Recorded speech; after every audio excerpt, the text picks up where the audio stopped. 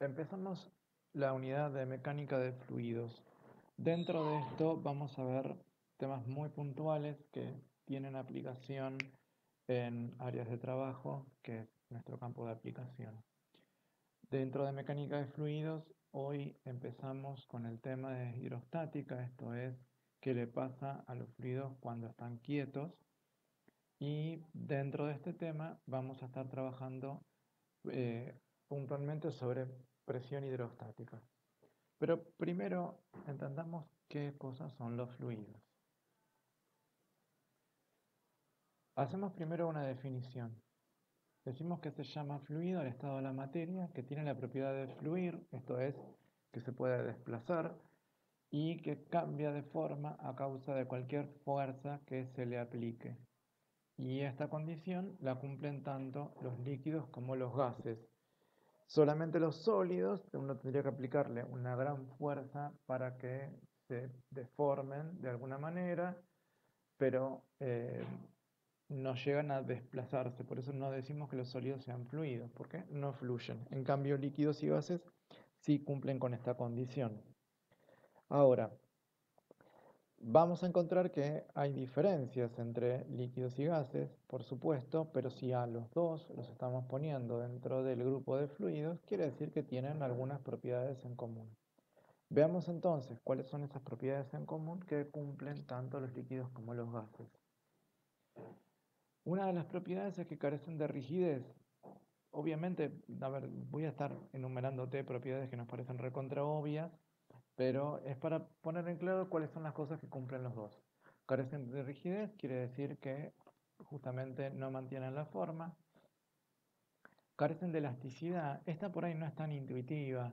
Cuando uno piensa en elasticidad, piensa en cosas como las gomas, por ejemplo, pero en realidad el concepto de elasticidad no es el mismo que de deformación. Cuando hablamos de elasticidad, quiere decir que luego de aplicársele una fuerza, recupera su forma. Si yo pienso en una banda elástica, no es elástica porque yo pueda tirar de la banda, sino porque cuando dejo de ejercer fuerza recupera su forma. Y esto no aplica con los fluidos. Cuando se le aplica la fuerza, se deforma y después no retorna. Tenemos también que cede ante cualquier fuerza tendiendo a alterar su forma y justamente esto es lo que hace que adopte la forma del recipiente que lo contiene. La fuerza que siempre se está aplicando es la de su propio peso y esto hace, por ejemplo, acá una diferencia entre lo que ocurre en líquidos y gases, es que los líquidos, ante su propio peso, como que se achatan, se desparraman, mientras que los gases tienden a expandirse. Sus partículas se desplazan libremente unas respecto de las otras, esto es importante y es una diferencia como la principal que tenemos con respecto a los sólidos. En el caso de los sólidos, las partículas quedan en su lugar, no están quietas, pero quedan en su lugar vibrando, como si estuvieran chocando todas unas contra otras todo el tiempo. Mientras que, tanto en líquidos como en sólidos, estas partículas se desplazan entre sí. Ahora te voy a mostrar una animación donde vamos a puntualizar más la diferencia entre las dos. La velocidad a la que se mueven las partículas es proporcional a la temperatura. Esto significa que a medida que aumentamos la temperatura, las partículas se mueven más rápido, alcanzan más cantidad de energía y de todos modos no es que todas tengan la misma velocidad, hay como una distribución de la cantidad de movimiento que tienen en función de la temperatura. Pero sí todas cumplen que cuando yo aumento la temperatura le doy más calor y aumentan la velocidad. Y la última que vamos a ver es que las partículas chocan permanentemente contra las paredes del recipiente. Esto es acompañado del punto anterior. ¿Sí? Imaginemos las partículas, por ejemplo, de un gas, se están desplazando en línea recta, por ahí chocan con alguna otra partícula que está dando vueltas por ahí, pero si no sigue su viaje directo hasta que se encuentra con alguna superficie. Y en ese lugar rebotan y siguen su viaje. A esto se lo llama que son choques elásticos. No pierden energía por el choque entre sí o con las paredes. Vamos a ver ahora puntualmente algunas diferencias de esto que tienen que ver con los líquidos y con los sólidos en forma separada. Entonces, primero para los líquidos, vamos a considerar algo que es frecuente, vamos a algo cotidiano, tenemos un líquido ahí, pongámosle que es agua dentro de un vaso, uno lo ve quieto, dice, el agua está tranquila, el agua está quieta, sí, el agua como material está quieto y por eso estamos hablando hoy de fluidos en forma estática, pero si uno como tomara un determinado punto y hace una ampliación, nos encontraríamos con que en realidad las partículas ahí adentro están todo el tiempo en movimiento. Esto que te estoy mostrando. Están relativamente cerca, no tanto como un sólido, y se mueven uno con respecto a las otras, chocan entre sí, chocan contra las paredes del recipiente. Si esto lo vemos con respecto a los gases, supongamos que tenemos un balón con un gas y vemos las partículas que están ahí adentro. Bien, una cosa que vemos es que están mucho más separadas y que tienen muchísima más velocidad. ¿Sí? Son dos características propias de los gases que se asemejan a los líquidos en el sentido de se desplazan uno respecto de las otras y se mueven hasta chocar contra las paredes, pero los gases tienen más energía y eso hace que, un tema que habíamos visto antes, tengan también menos densidad. Bien, tomamos estas dos imágenes y con esto vamos a trabajar algunos conceptos que aplican a las cuestiones de la presión. Bueno, a ver, si tomamos este tema de la presión y recuperamos algo que habíamos visto antes, habíamos trabajado en su momento que consideramos que la presión es la relación entre la fuerza y la superficie.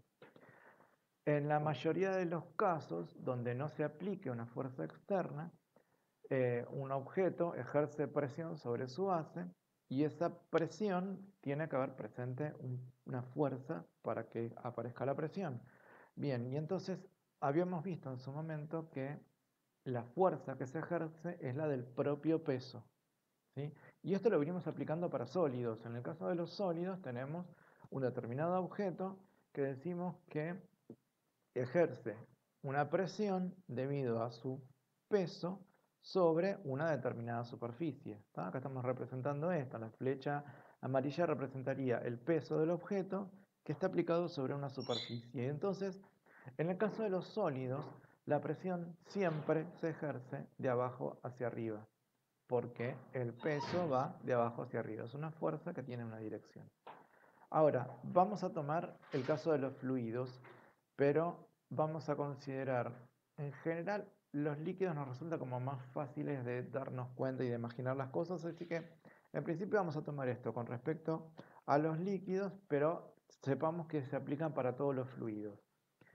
Si pensamos en los fluidos como las partículas que yo te mostré recién, y entonces tomamos una determinada partícula, yo te decía, se va moviendo en todas direcciones. Bueno, si hago una especie de trayectoria, me encuentro con esto, está rebotando contra las paredes todo el tiempo. Eventualmente, alguna se puede escapar y eso se llamamos evaporación.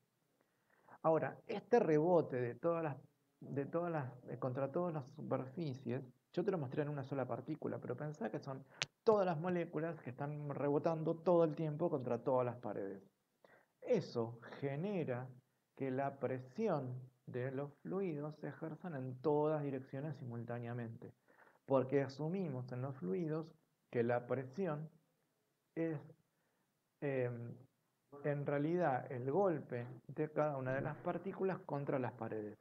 Y como todas se manejan en forma aleatoria, en realidad yo tendría que asumir que todas las partículas están yendo para todos lados a la vez y entonces todas las superficies están siendo golpeadas con igual probabilidad. Y esto es lo que nos genera entonces este efecto de que la presión está en todas direcciones. Punto importante que no cumplen los sólidos. En los fluidos, la presión se ejerce en todas direcciones con igual intensidad. A esto llamamos principio de Pascal. Vamos a avanzar un poco más. Nos vamos a meter un poco con fórmulas. Nos quedamos en principio con esto, que la presión es el peso sobre la superficie y te voy a guiar en una serie de transformaciones para tomar esta misma fórmula con otra expresión que va a aplicar únicamente para fluidos. Primero recuperamos esto. Teníamos que el peso es la masa por la gravedad. Este peso es el que venimos trayendo de presión. Bueno, Avanzamos un poco más. La masa la teníamos en una de las fórmulas. La masa está en la fórmula de densidad. Densidad es masa sobre volumen. Y yo lo que voy a tratar es como que de ir despejando una ecuación para meterla en la ecuación anterior. Te muestro cómo funcionaría. Primero lo que hago es despejar la masa, ¿sí? Pasamos el volumen hacia el otro lado, el volumen estaba dividiendo, pasa multiplicando, así que me queda que la masa, esta de acá, que es la misma que el peso, yo la podría reemplazar y en vez de poner masa, escribir densidad por volumen. Entonces, esta ecuación del peso la transformaríamos de esta otra manera.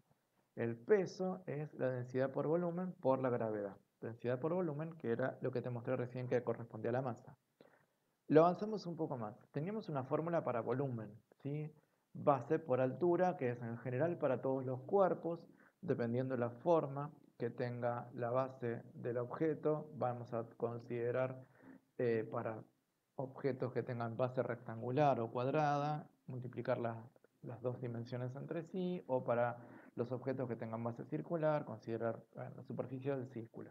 La cuestión es que si estamos aplicando esto para un determinado objeto, la base la vamos a considerar como que es la superficie en la que se apoya el objeto. Así que en principio reemplazamos esto. La base es la superficie en la que se apoya el objeto.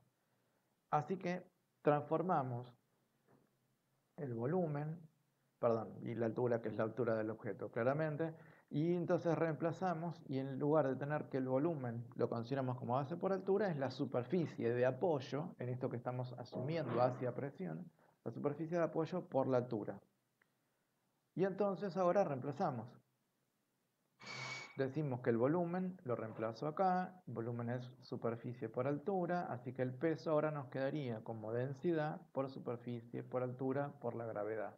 Ok, no vamos a avanzar más allá que esto, solo que este peso que estamos desarrollando es el mismo que teníamos al principio en presión. Así que el peso lo vamos a reemplazar allá arriba. Claramente si sigo escribiendo acá, esto va a ser un mamarracho, así que lo pasamos en limpio al costado y decimos que el peso, este que tenemos arriba, es lo mismo que desarrollamos recién acá abajo. Así que el peso lo vamos a reemplazar y nos va a quedar que la presión es densidad por superficie, por altura, por gravedad, dividido superficie. Y tenemos arriba y abajo superficie, las cancelamos y obtengo otra expresión para presión. En principio vamos a quedarnos con esta. Hasta acá estaríamos llegando. La presión la puedo calcular como la densidad por la altura por la gravedad.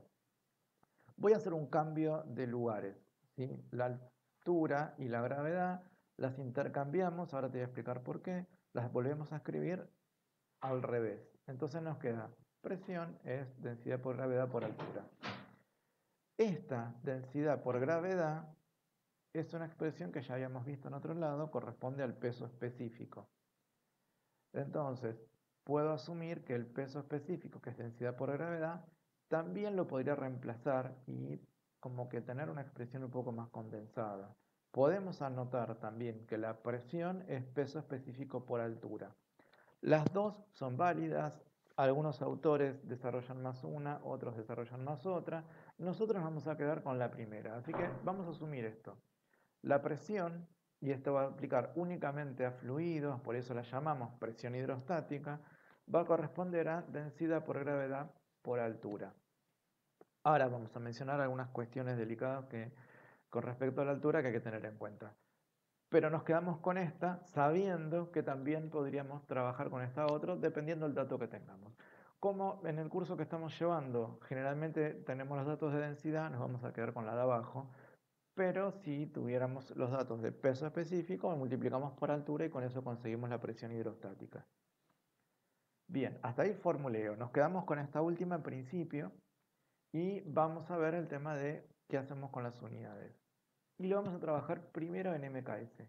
Venimos ya trabajando unidades en MKS, que son las unidades del sistema internacional, y veníamos trabajando con esta idea de, bueno, tomamos las fórmulas y reemplazamos cada una de las variables por las unidades que tienen. Así que vamos a reemplazar la densidad por su unidad, la gravedad por su unidad y la altura por su unidad. Y escribimos esto. Entonces, Las unidades que corresponden a presión hidrostática serían la densidad en kilogramos por metro cúbico, la gravedad en metros sobre segundo cuadrado y la de altura en metros. Y podemos hacer una simplificación. Yo sé que uno tentaría acá de simplificar las 2 m de arriba, los 2 metros por el cúbico de abajo, pero no nos ayudaría mucho porque lo podemos simplificar de otra manera, un poco menos simplificado para poder condensarlo más. Mira, hacemos esto. Simplificamos 1 metro con el cubo y nos queda cuadrado abajo. Ahora, kilogramos por metro sobre segundo cuadrado, esto era newton. Así que a partir de estas simplificaciones y condensaciones vamos a llegar a que la presión hidrostática la medimos en newton sobre metro cuadrado.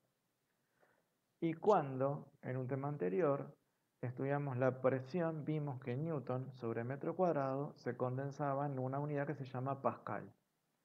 Así que en MKS la presión en los fluidos también se mide en pascal.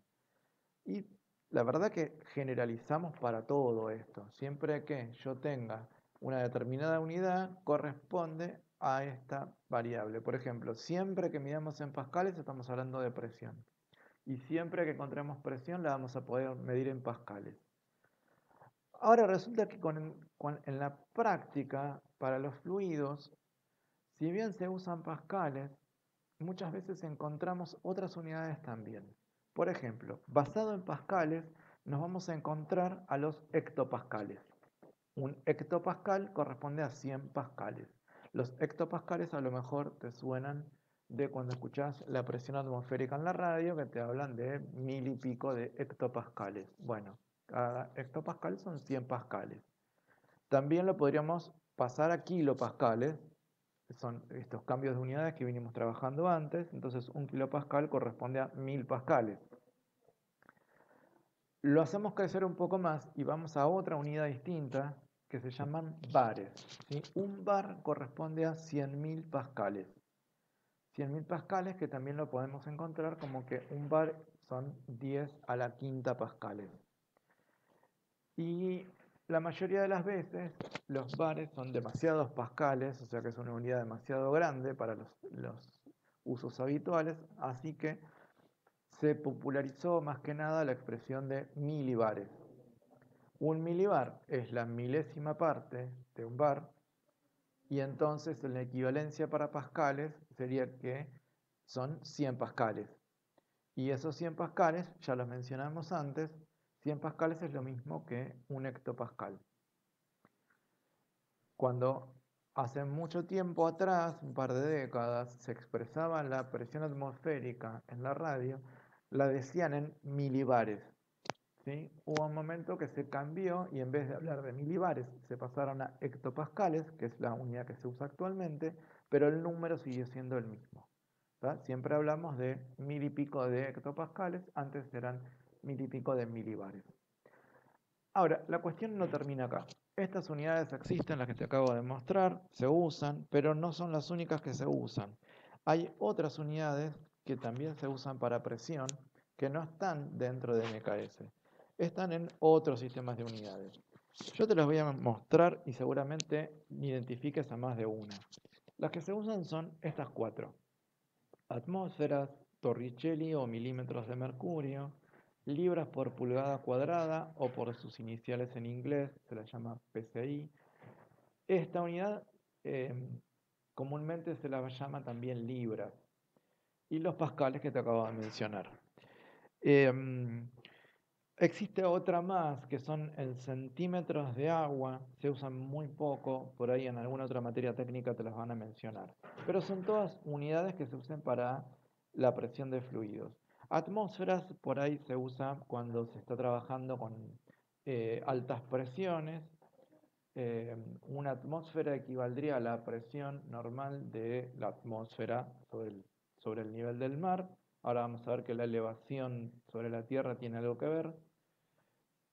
Los torricelli o milímetros de mercurio se suelen usar para medir la presión sanguínea, ¿sí? Cuando van y te toman y te dicen, bueno, tiene 12,8, si te prestas atención, el médico en la historia clínica nota 120/80 y esos son milímetros de mercurio. ¿Tá? La presión normal estándar que se menciona en la bibliografía médica son 120 milímetros de mercurio de máxima y 80 milímetros de mercurio de mínima. Libras por pulgada cuadrada, o comúnmente llamadas libras o PSI, se usa muchas veces en la presión de los neumáticos. ¿Tá? Uno va y le pone 32 libras, ¿sí? O 28 libras, dependiendo para qué sea la presión que vamos a utilizar. Y finalmente los pascales o los bares que te estaba mencionando. Estos 4, 5 si mencionamos los centímetros de agua, son todas unidades que tienen equivalencias entre sí. Entonces, yo no te voy a dar los factores de conversión porque la verdad está en cualquier lado y con el acceso a información que tenemos ahora no vale la pena llenar más de números, ya bastante lo hago. Entonces, sabe que existen estas 4 unidades y que se pueden convertir entre sí. De hecho, una googlea y le pongo, no sé, quiero saber cuántos pascales corresponde a una atmósfera y uno escribe una atmósfera en pascales y el primer resultado es el valor convertido. Lo mismo con todas estas conversiones. Bien, ya tenemos entonces fórmula con la que vamos a trabajar, presión hidrostática y las unidades en pascales, sabiendo que existen estas otras. Bien, vamos a ver entonces un poco de aplicación de esto, qué sentido tiene todo esto que estamos viendo. Volvemos a nuestro vaso de agua, volvemos ahora a tomar la fórmula de presión, pero recordando que las presiones ocurren en todas direcciones a la vez. Entonces, tenemos esta fórmula de presión hidrostática. Densidad por gravedad por altura. Sin embargo, esta, que es válida solo para fluidos, no es la única que es válida para fluidos. Esta otra, que la habíamos usado para sólidos, también vale para fluidos. O sea, la primera es solo para fluidos, la segunda para cualquier estado físico. Ahora, esta presión, vamos a pensar un poco con la hidrostática, esto de la altura, la H, tiene sus cuestiones, ¿sí? Vamos a trabajar un poco para entender qué significa esto de la altura. Nos vamos a quedar sin el recipiente, solamente con el cuerpo de agua, nos quedamos solo con el agua y vamos a trabajar algunos conceptos en esta parte como sacado del contexto real, nos quedamos con la parte abstracta. Vamos a usar un cuerpo de agua un poco más grande para que sea más fácil de entenderlo y planteamos lo siguiente. A ver, voy primero con esta fórmula que es la que estuvimos trabajando antes, de presiones, fuerzas sobre superficie. Vinimos trabajando con la superficie de apoyo, entonces elijo esta cuestión de que la presión era el peso sobre la superficie. Vamos a buscar un lugar de apoyo, digo, de toda la superficie de este cuerpo de agua, elijo una parte, la llamamos A porque va a haber otras. Y digo, bueno, la presión que soporta esta parte del cuerpo de agua está ejercida por el peso de toda la columna de agua que tiene encima. Así que yo podría entender perfectamente bien, y es correcto, que la presión sobre esta superficie A es el peso de la columna de agua dividido el tamaño de la superficie. ¿Está? Bien, todo este peso es el que se ejerce hacia abajo. Por ahora nos quedamos con esto. Sabemos que teníamos esta cuestión de que se ejerce en todas direcciones. Ahora la vamos a retomar. Ahora, como esto es un líquido, yo podría decir, bueno, puedo considerar una superficie de apoyo de una columna de agua, como lo que te estoy mostrando, no solamente abajo de todo. Podría tomar otro punto, un punto B, y considerar la misma superficie. Bueno, en este lugar, la presión que se ejerce sobre ese punto también es el peso de la columna de agua que se ejerce sobre esta superficie. Vendría a ser exactamente lo mismo, pero más arriba. Por ahí cuesta un poco asumir esto de que lo estoy considerando más arriba. Pensemos que en vez de tener una superficie así abstracta, tengo, por ejemplo, un buzo, ¿sí? Que está buceando, que puede ser tanto una cuestión laboral como una cuestión deportiva. Da lo mismo.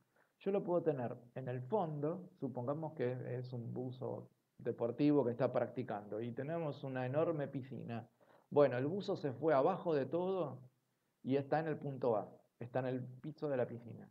Soporta la presión de la columna de agua que tiene encima.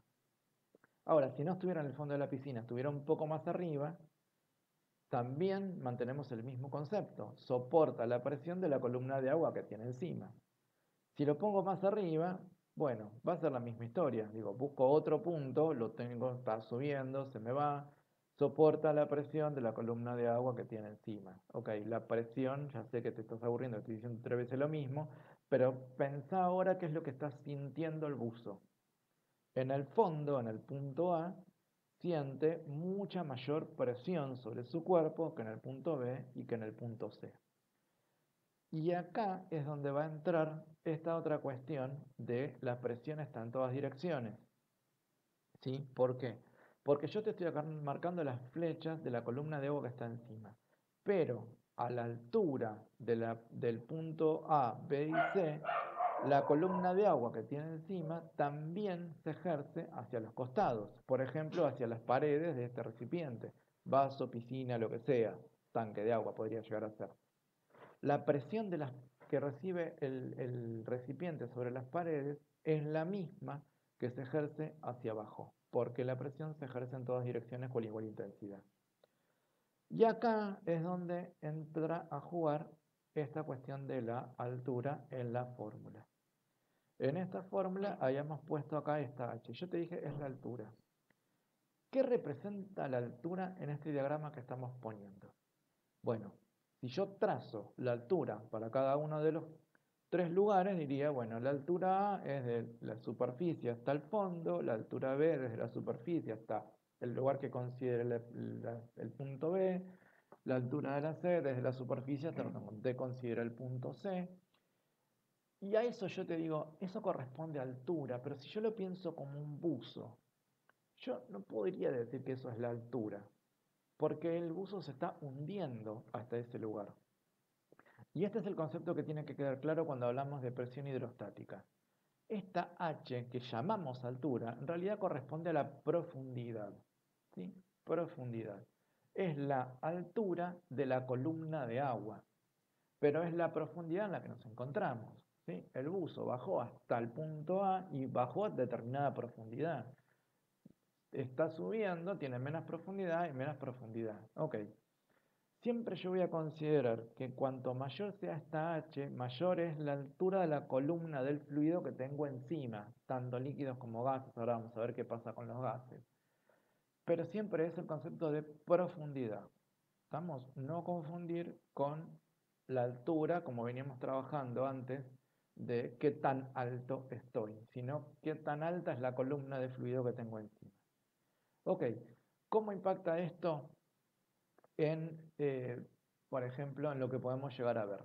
Volvemos a tomar la cuestión de que las presiones se ejercen en todas direcciones con igual intensidad y resulta que vamos a encontrarnos, acá estamos poniendo un recipiente con 4 agujeritos. Si el líquido llega hasta donde está marcando ahí, bueno, el punto más alto, donde dice presión baja, tiene la menor profundidad y por lo tanto la menor altura de la columna de agua y por lo tanto tiene la menor presión hidrostática. ¿Por qué? Porque si buscamos acá la fórmula de presión hidrostática, yo digo, la presión hidrostática es densidad, se mantiene constante en toda la masa del líquido. Gravedad es la misma en todos los puntos. Lo que me va cambiando es la profundidad. Y entonces, a la altura de la presión baja, la profundidad es poca, por lo tanto la presión hidrostática es poca. Y va a ocurrir como en el punto C. La presión que se ejerce hacia las paredes hace que el chorrito de agua salga con poco recorrido, porque tiene poca presión. El chorrito es débil.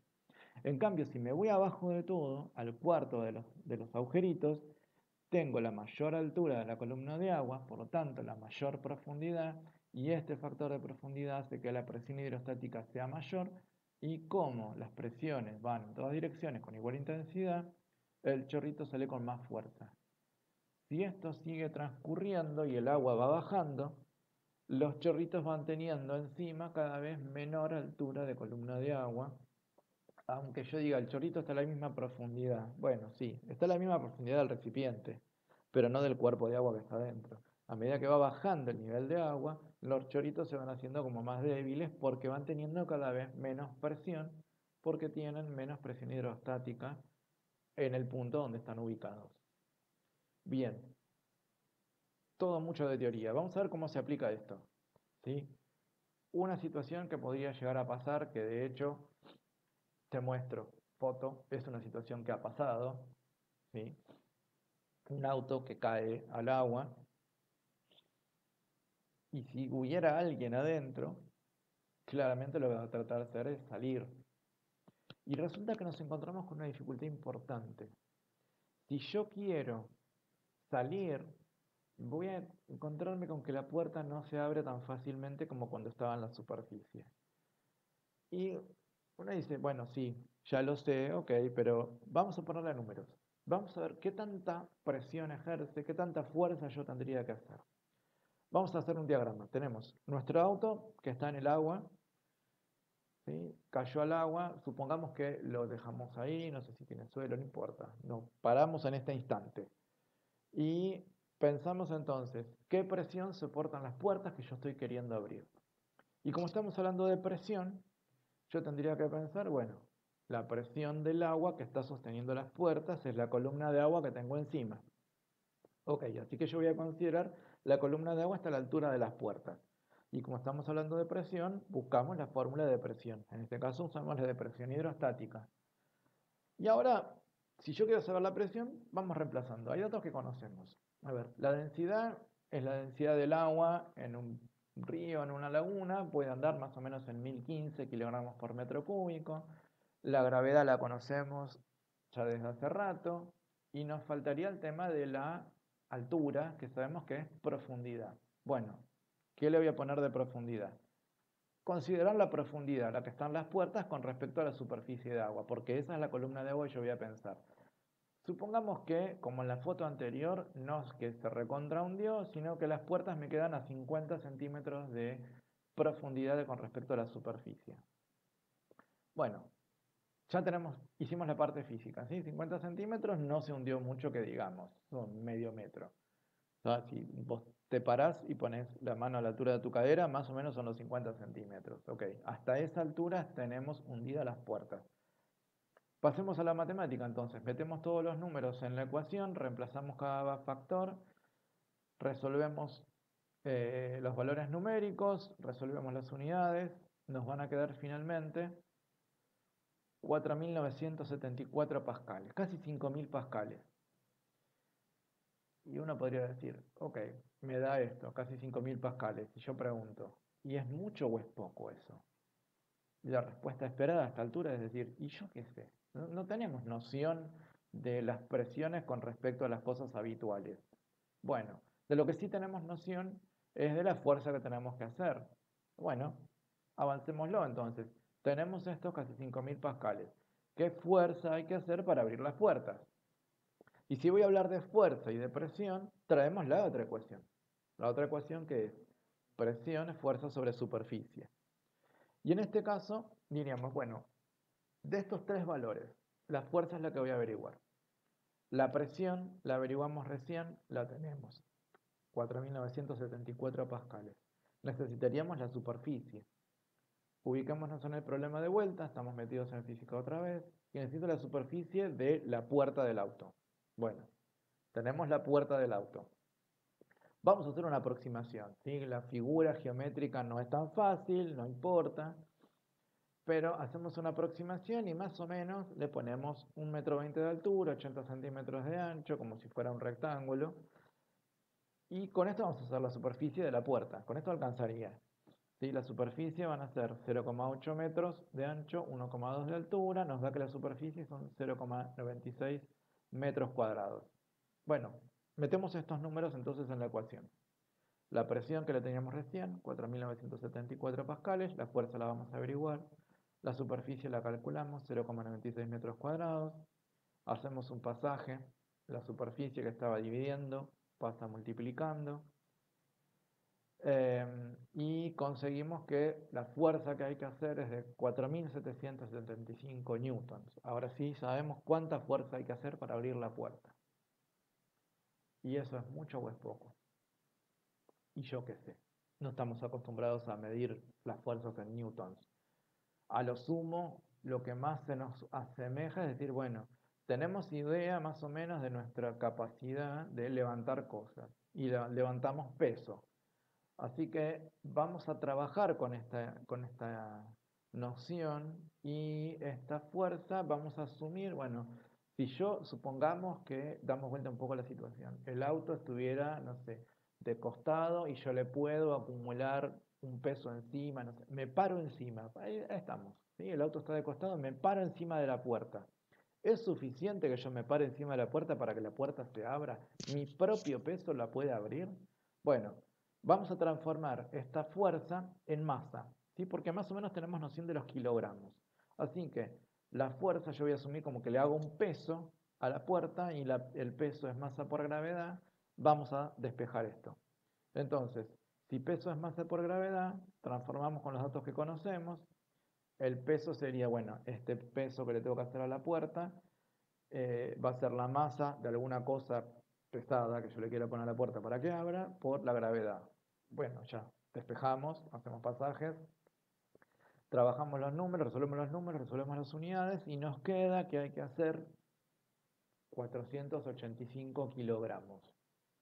O sea, si el auto estuviera de costado, yo me paro en la puerta y no lo levanto ni de casualidad. O sea, no puedo abrir la puerta con mis propias fuerzas, aun cuando digo, el auto no está tan hundido. Sí, volvamos al principio, el auto a 50 centímetros de profundidad. A 50 centímetros de profundidad yo tendría que ejercer casi 500 kilos sobre la puerta para que se pueda abrir. Chan, mejor no quedarse atrapado.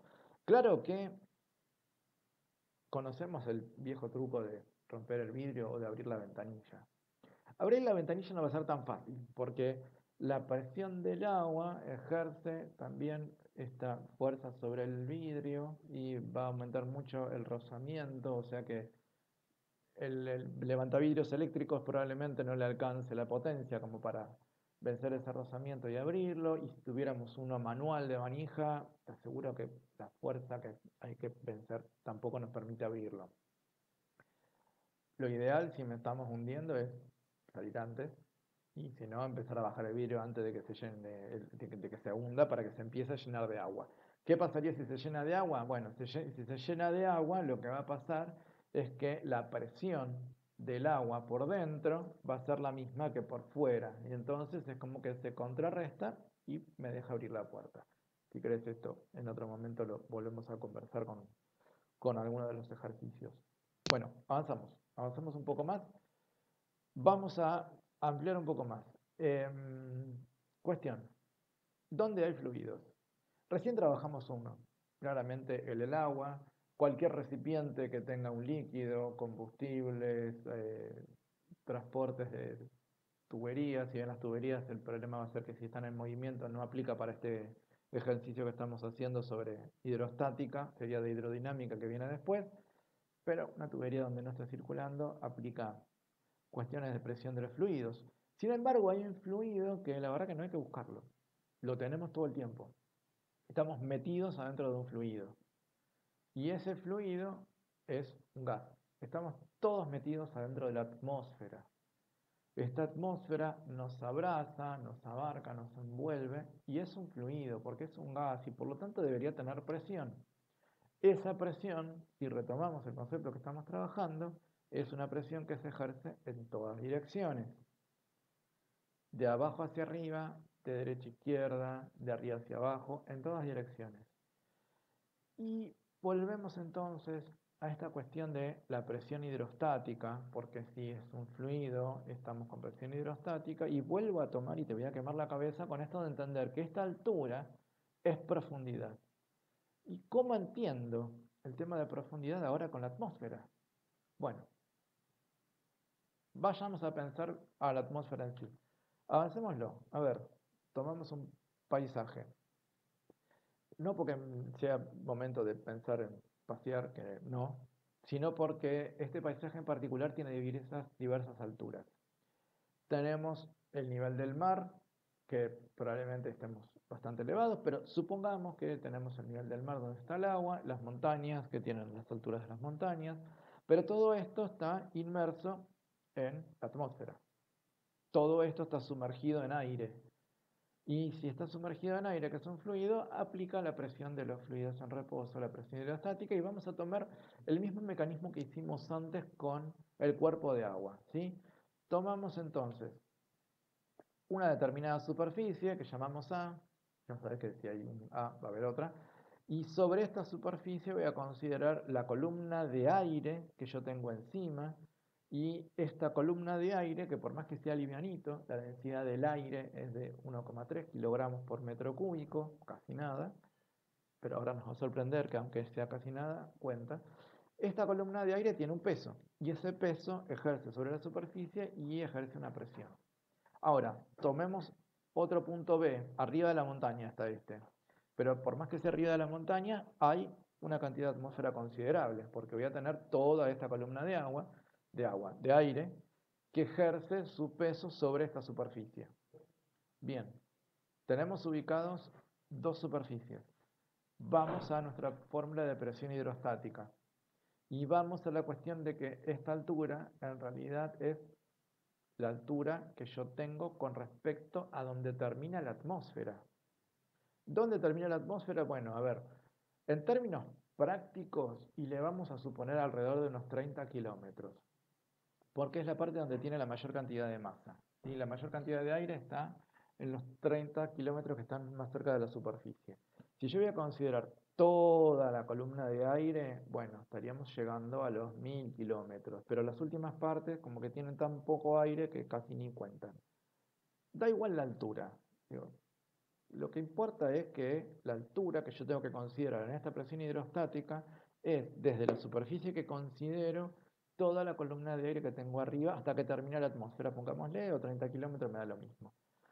Pero yo te había dicho que esto es profundidad, porque me tengo que pensar metido adentro de una enorme masa de un fluido que es el aire. Así que sigo pensando en profundidad. Y esta presión hidrostática que genera el aire es lo que llamamos presión atmosférica. La presión atmosférica es la presión hidrostática de la atmósfera y tiene un valor de referencia, ¿sí? Se considera que en determinadas condiciones de presión y de temperatura, la presión atmosférica es de 101.324 pascales y esto es a nivel del mar.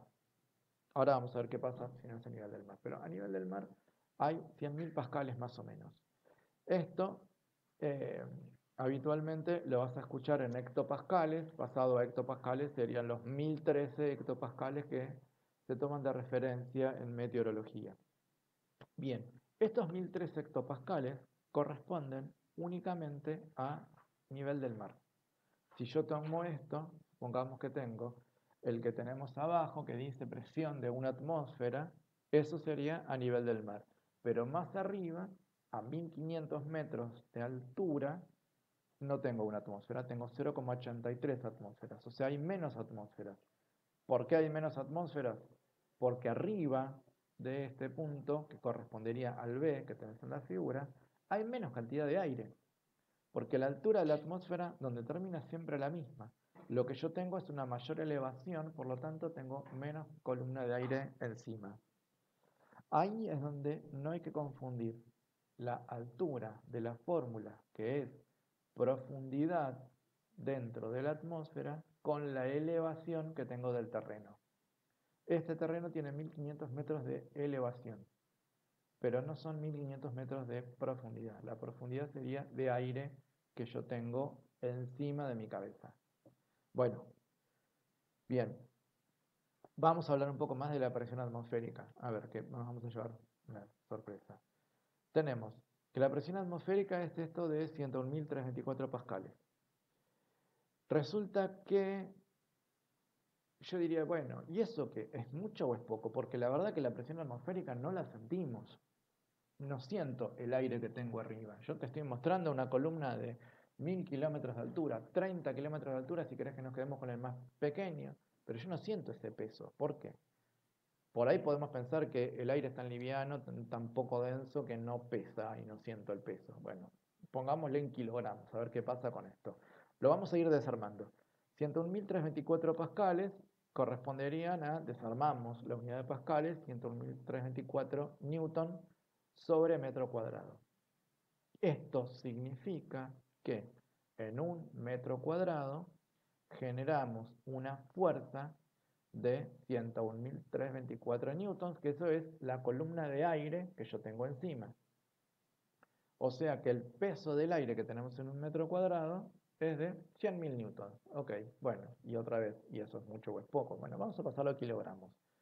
Por este lugar ya pasamos. El peso es igual a masa por gravedad. Decimos que el peso es de 101.324 newton, la gravedad la tenemos. Despejamos, resolvemos. Acordémonos que los newtons son kilogramos por metro sobre segundo cuadrado. Así que de esta manera yo ahora, en vez de newton, puedo poner kilogramos por metro sobre segundo cuadrado. Las demás unidades de la gravedad las mantenemos. Simplificamos.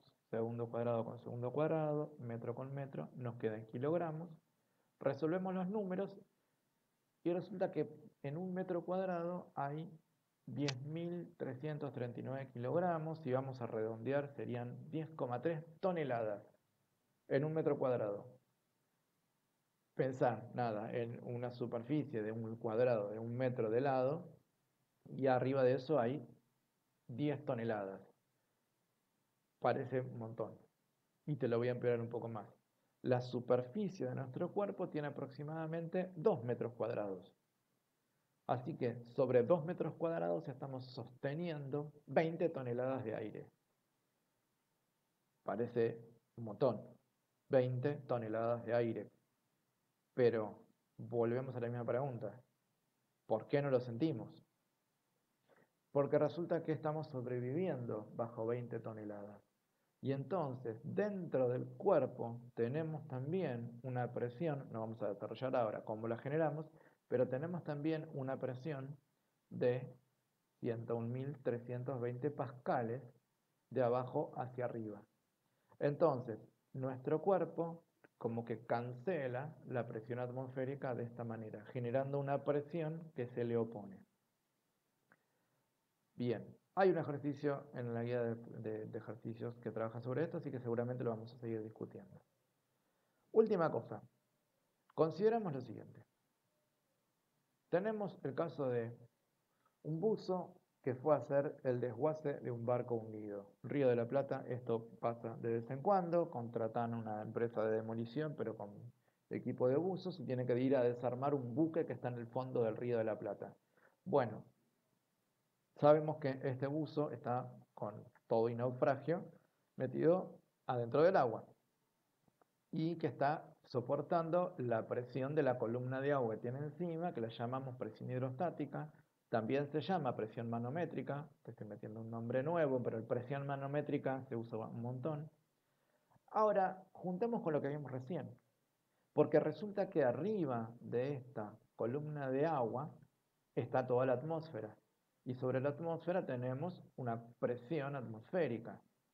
Así que el buzo en realidad está soportando la presión hidrostática del agua que tiene encima, más la presión de la columna de aire que también tiene encima. Este conjunto de presión atmosférica y presión manométrica, los dos juntos se lo llaman presión absoluta. Así que, entonces, presión atmosférica más presión hidrostática o manométrica, a todo eso junto lo llamamos presión absoluta. Lo ponemos en forma más abreviada, tipo fórmula. La presión absoluta va a ser entonces la suma de la atmosférica con la presión hidrostática. La presión atmosférica ya la teníamos con monúmero, esto es una constante, 100.000 pascales aproximadamente, y la presión hidrostática la manejamos con la fórmula que va a depender de la densidad del fluido con el que estemos trabajando en ese momento. Bien, basta con este tema. Un montón de teoría, ya te di las fórmulas, el planteo de los ejercicios. Falta que empieces a trabajar sobre la guía de ejercicios y lo conversamos más adelante.